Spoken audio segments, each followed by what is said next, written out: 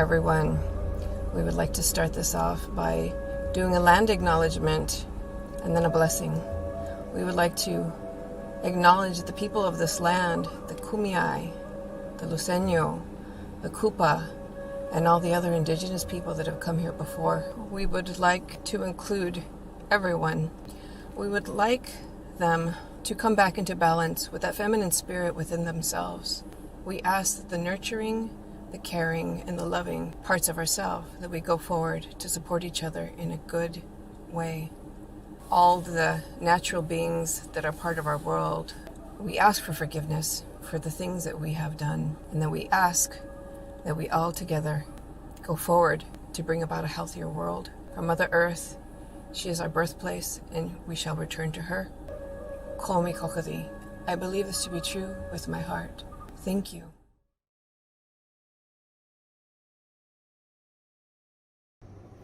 Hello, my name is Celeste Barbier. I am an Oceanside resident, if you can't tell, and I have been a part of the Women's March ever since the first one in 2016, and then the last few years I've also been a part of the North County Women's March as one of your entertainer performers. I live here in Oceanside. I perform at numerous venues and events, weddings, all kinds of things. You can follow me at celestebarbier.com. You can also find my original music and covers on Spotify, iTunes, everywhere that you stream your music. And today I want to sing a song that is a really powerful song for us revolutionaries and radicals that we are. This is called What's Up by the Four Non-Blondes, totally from my era, growing up in the 80s and 90s. And it's because I am passionate about women's reproductive rights. I believe it is completely my body, my choice, and I believe it is your body and your choice of what to do with it. So here's a great song. I hope it empowers you and makes you feel strong today and going forward into your 2022.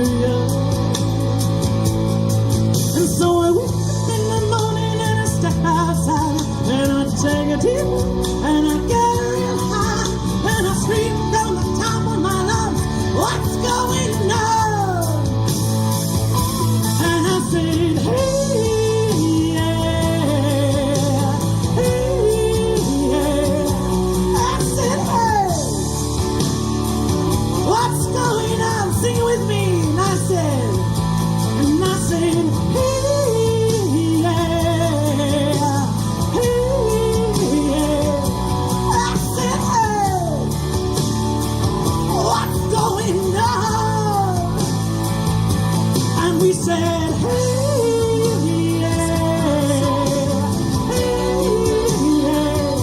We said, hey, what's going on? And we said, hey, yeah, hey, yeah. We're saying, hey, what's going on? Ooh, ooh, oh, oh, oh.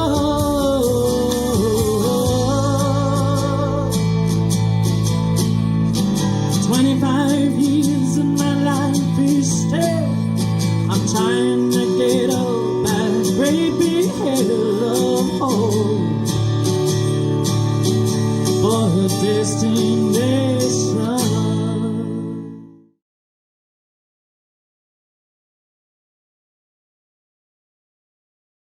Hello, North County, San Diego. It is Venus Johnson, and I am thrilled to be here for this year's 2022 North County, San Diego Women's March. This year, our focus is on reproductive justice. We have an incredible interview with SisterSong, Women of Color Reproductive Justice Collective. Here with me today is Woola Dawson of SisterSong. Woola Dawson is the first communications director and works to integrate and amplify SisterSong's activities with strategic communications while also supporting the team's training and membership coordinators. Woola learned about reproductive justice at an Atlanta-based abortion clinic, Feminist Women's Health Center. The framework deepened and expanded the analysis and organizing and provided language for her values and life focus today.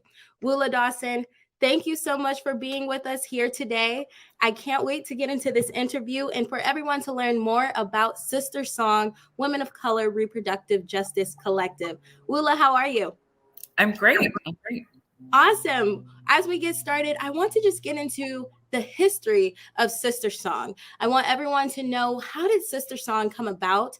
What is it about? And how have you all expanded in the realm of reproductive justice? Yes. So SisterSong's beginnings are connected to the beginnings of the reproductive justice framework, right? So 12 Black women came together at a conference and came up with the term reproductive justice. And one of the women there was Loretta Ross. And Loretta Ross was one of the first directors at SisterSong. And SisterSong was a collective of 4 mini communities that came about in 1997, based in Atlanta, Georgia, and Black-led, but representing African American, Asian American, Native American, and Pacific Islander communities across the country, including Latinx communities as well.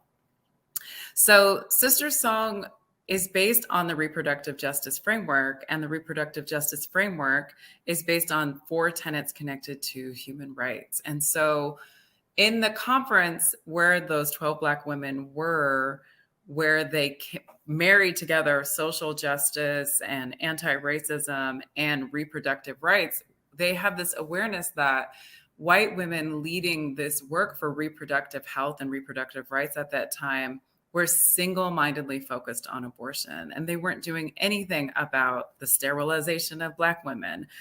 They weren't thinking about what folks needed to raise the children that they wanted to have, and what it meant to have communities that we could raise children that were thriving and no threats of police violence. And so SisterSong was launched to share the framework, to bring together organizations all across the country and different people of color communities, and advance the framework and expand the conversation away from just reproductive rights and abortion access. Wonderful. And I totally agree. And as you've mentioned, reproductive justice speaks to the issues of human rights for all women identifying individuals. That's trans women, women of color, non-binary individuals, and various members of the LGBTQIA+ community. Having said, how can we all better elevate reproductive justice issues and realities? Because as you've mentioned, these are real realities for many individuals. I mean, I would say reproductive justice is a reality for all individuals. I mean, we all want to live in communities where children can live freely. We want people to have access to the healthcare they need, and have the families that they want to grow. I think, it's a framework, right? So it's just about telling our own stories, our full stories, moving beyond stigma. Michelle Obama talking about using IVF as reproductive justice. Sex workers being protected and not criminalized in their work they're doing is reproductive justice. Not having toxic chemicals in our communities is reproductive justice. So a lot of our work that we're doing at SisterSong is just expanding the lens. Because anything that you're doing to improve outcomes for families, anything that you're doing that's confronting white supremacy and anti-racism, anything that you're doing that's honoring someone's full life, their full expression of their gender, their full sexuality, the complicatedness of who they are, all of that is reproductive justice. You don't have to segment yourself or hold a part of yourself back. Just living your true identity and your full self is reproductive justice. So I will say that, we think of it as a way of life, and we're telling our stories. We're telling our aunties' stories and our grandma's stories.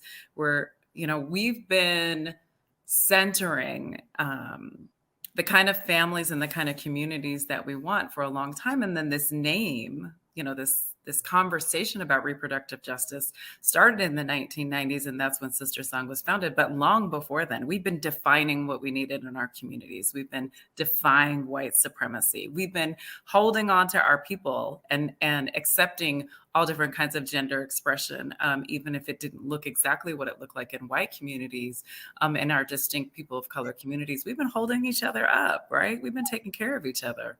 Exactly. It's also to my knowledge that SisterSong provides quality training regarding this very topic. So when someone like me says, hey, I want to be more involved, how do I do so? How do I get into these trainings? How do you facilitate your trainings? Who are they for? What do they look like? What does a training look like for SisterSong?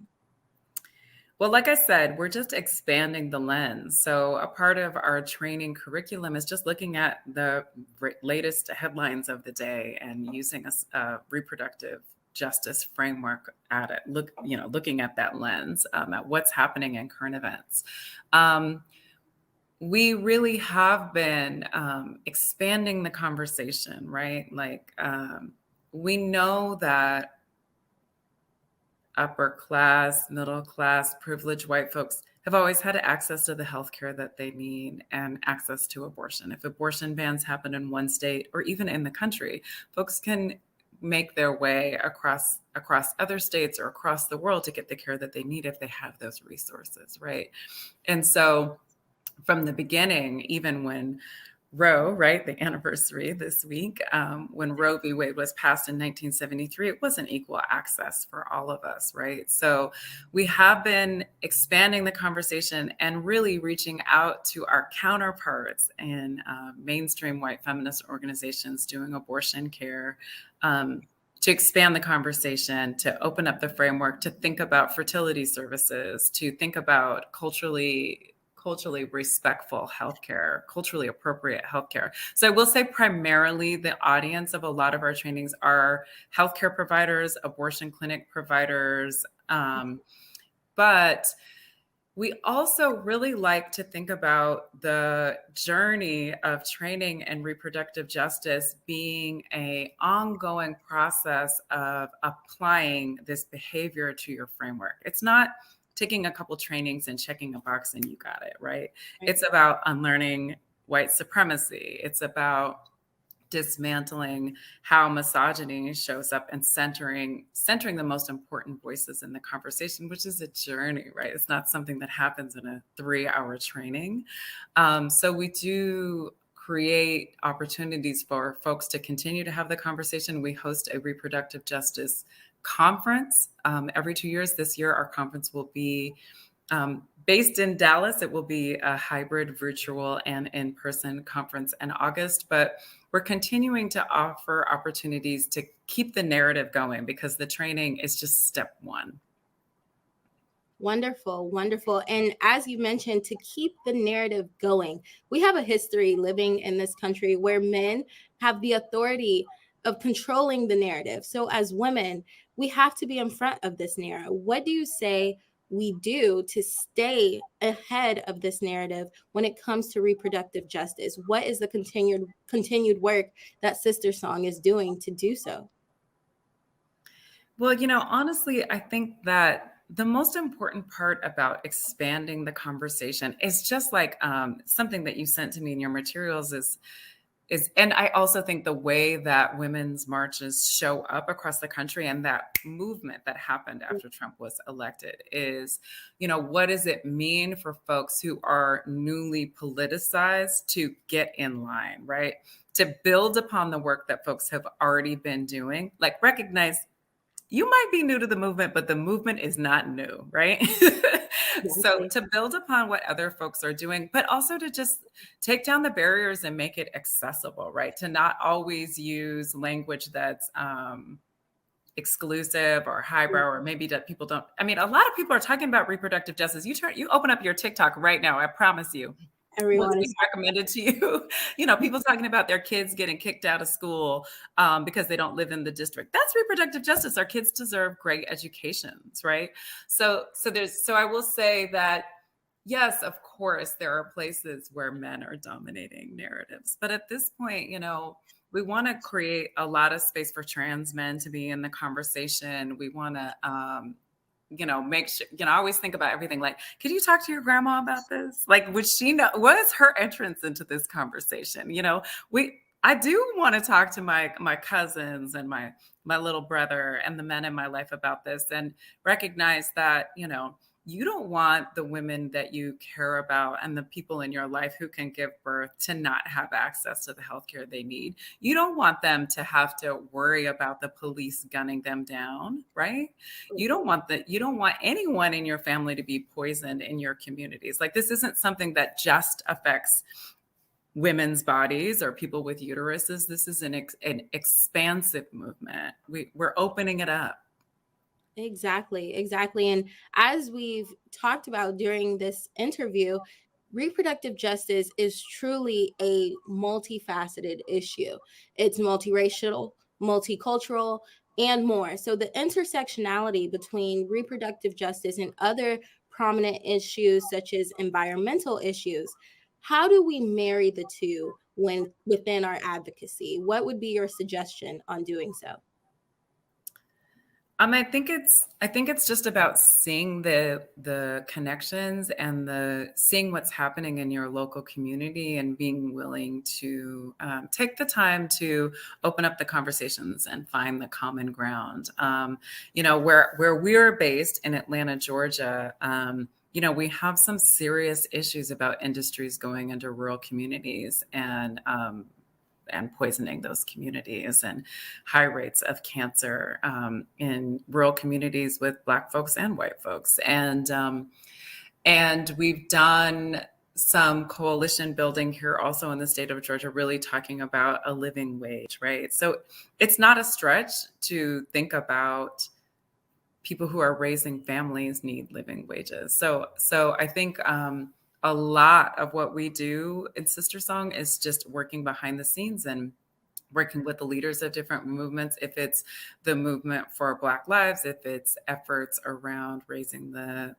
living wage, if it's thinking about abolishing the police. And, here in Georgia, we were involved in an effort to shut down a detention facility that was forcing sterilization on people without their knowledge. So we're out there modeling what the intersecting issues look like as reproductive justice. And I, challenge people to use the language of the framework of the tenets of reproductive justice and elevate that, because really, like I said, it all falls into reproductive justice, right? It all falls into um, making sure that our children can grow up in healthy communities, making sure we have access to culturally appropriate healthcare, making sure that people of color, Black folks, Indigenous folks see people like them in all levels of leadership affecting our reproductive lives and our families. Exactly. And as we know, rights are codified, but justice doesn't always follow, as we've mentioned before. When it comes to some of these issues regarding reproductive justice, sometimes it can be vulnerable, it can be sensitive, and it can be icky, it can be awkward. How does Sister Song ensure a safe space and a healthy space in these trainings and these conversations within their language? How do you facilitate some of that stuff that comes up, the terror or the trauma that regards reproductive justice?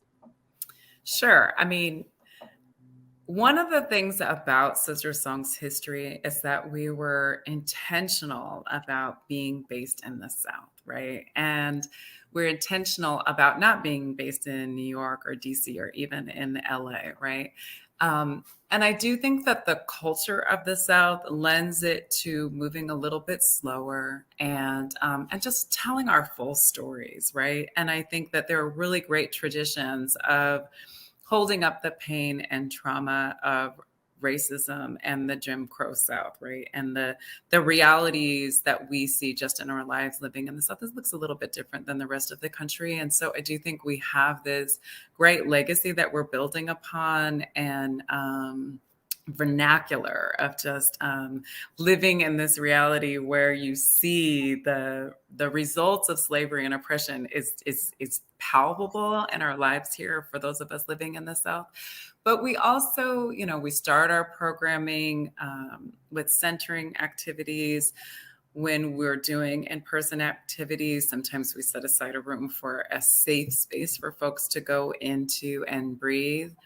I will say in our team, we have a birth justice team at SisterSong that works up specifically about transforming birth outcomes for Black families and helping out with teaching people midwifery tools, even if you don't have access to a doula or a midwife in your birthing process. So I do want to say that so much of our work is informed by powerful healers, Yeah. the people in our communities who purpose is really here to heal us. And that's integral in what we do. Even spirituality shows up in the work that we do at SisterSong. We don't, like I said, we're not separating those parts of ourselves away from the work that we're doing. Wonderful. I love that. And I really love the intentionality of SisterSong. A large part of this is not only in access to healthcare, but also the knowledge that there are organizations such as SisterSong. Having said, I am a strong believer that when you know better, you do better. So, would you suggest any books or other resources that can serve to the education of reproductive justice? Absolutely. So one of the founding mothers of the reproductive justice term, Loretta Ross, has written a great introduction book. So it's just Reproductive Justice, an introduction with Loretta Ross and Ricky Solinger. So that's a great starting place. And I will say, just in full transparency, I know some amazing reproductive justice scholars. I am not one of them. and I think that that's okay, right? We're not all going to be scholarly people. Some of us are going to learn, like I said, a lot about reproductive justice on TikTok. But I will just say, elevating Black stories, elevating stories of the people most marginalized, learning stories about trans people who are navigating fertility and giving birth and accessing reproductive health care. I think,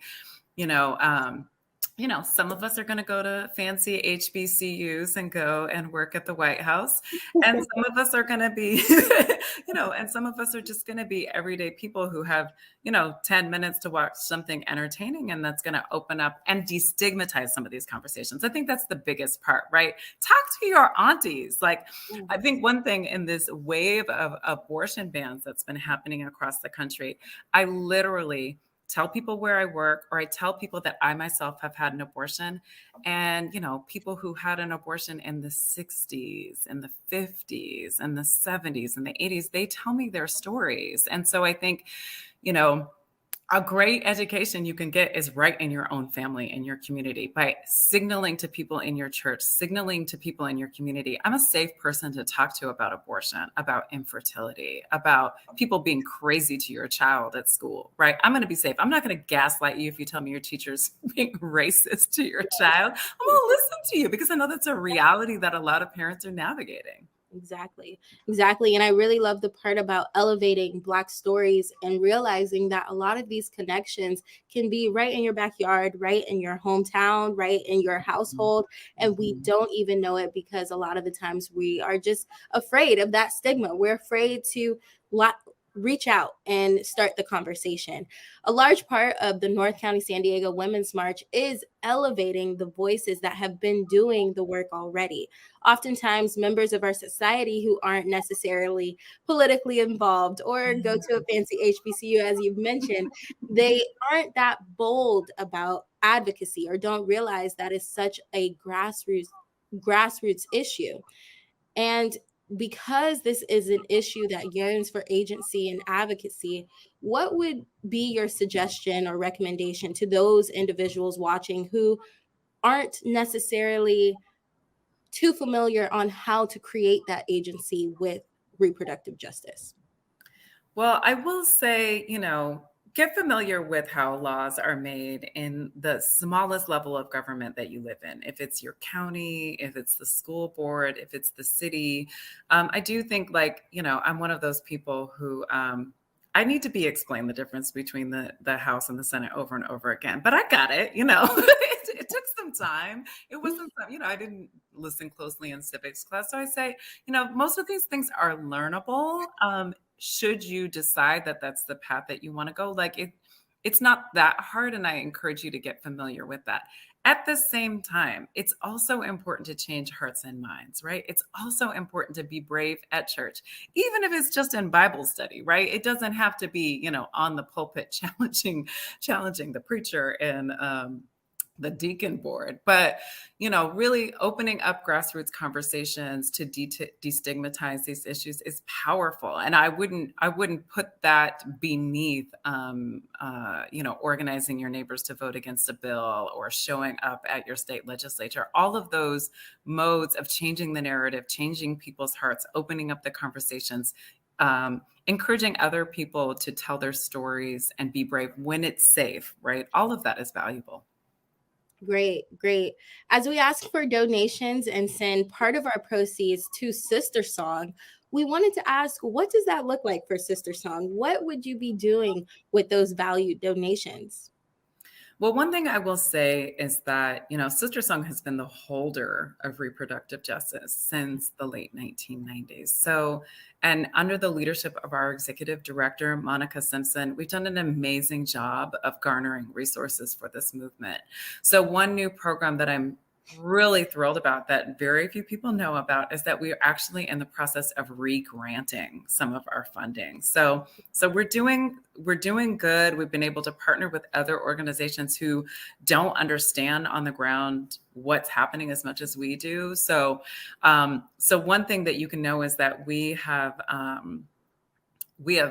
are in the process of making sure the resources go to the best leaders, artists, individuals, organizations who are making connections between Black liberation and reproductive rights and reproductive justice, and also right on the front lines of birth justice and changing outcomes for maternal mortality rates across the country and centering, beautiful, abundant, gorgeous, thriving births for Black families and Black people. Great. And as you mentioned, having that responsibility to uphold reproductive justice since the 1960s is one heck of a responsibility. So we honor you and we see you and we thank you for letting us know and sharing all of the wonderful work that you all do. As we wrap up here, I have one more question, and I like to ask everyone this question as we wrap up. Is there any question that you wish you were asked today that you would choose to emphasize? What would that be? What would you want everyone, of course, a part of the North County San Diego Women's March community, to know about SisterSong that we haven't mentioned yet? I will say that I would just re-emphasize and double down that this is we're unraveling decades of anti-Blackness and white supremacy in this work. So it's slow work, it's important work, it's fulfilling work, but it's not fast work. It doesn't happen overnight, right? So I encourage people to be patient, to have a really clear, bright vision of what reproductive liberation looks like for you and your family and your community and the people coming behind you and after you and the people that came before you. But to realize that it's a bold endeavor that we're on, this reproductive justice stuff. Wonderful. Wonderful. Wula, thank you so much. And as you mentioned, this is a very bold endeavor. Reproductive justice as a whole is a very bold journey to go down. SisterSong, Women of Color Reproductive Justice Collective. We are so thankful to have this interview with you. Thank you for being with us and expressing all of the great things that Women of Color Reproductive Justice Collective SisterSong is doing. Thank you so much, Wula. Thank you for having me, Venus.